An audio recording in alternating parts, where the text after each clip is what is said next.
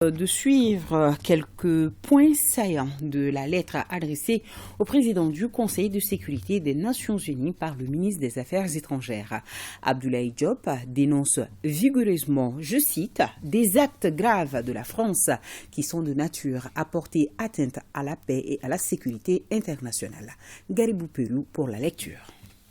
Depuis plusieurs mois, il nous a été donné de constater des violations répétitives et fréquentes de l'espace aérien malien par les forces françaises en y faisant voler des vecteurs aériens tels que des drones, des hélicoptères militaires et des avions de chasse sans autorisation des autorités maliennes. Tout au long du processus de transfert aux autorités maliennes de l'aérodrome de Gao et de l'espace aérien du Nord, depuis l'annonce du retrait de Barkhane, les aéronefs militaires maliens ont fait l'objet d'entraves régulières par des manœuvres retardatrices visant à réduire leur efficacité et à rallonger leur délai de réaction. Le gouvernement du Mali dispose de plusieurs éléments de preuve que ces violations flagrantes de l'espace aérien malien ont servi à la France pour collecter des renseignements au profit des groupes terroristes opérant dans le Sahel et pour leur larguer des armes et des munitions. Aussi, il convient de rappeler que c'est en raison de suspicions de manœuvres de déstabilisation de la France que le gouvernement du Mali s'est conformément opposé à la demande de soutien aérien de la France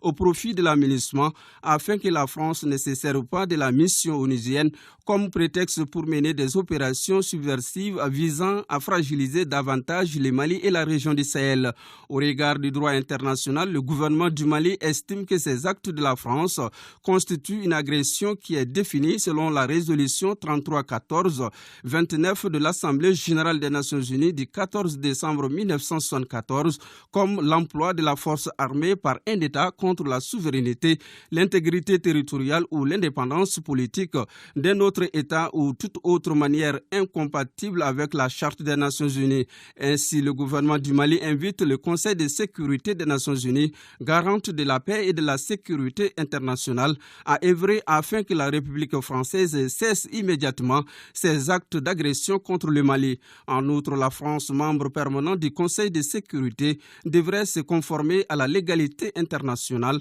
en respectant les dispositions pertinentes de la Charte des Nations Unies. En cas de persistance dans cette posture qui porte atteinte à la stabilité et à la sécurité de notre pays, le gouvernement du Mali se réserve le droit de faire usage de la légitime défense conformément à l'article 51 de la Charte des Nations Unies.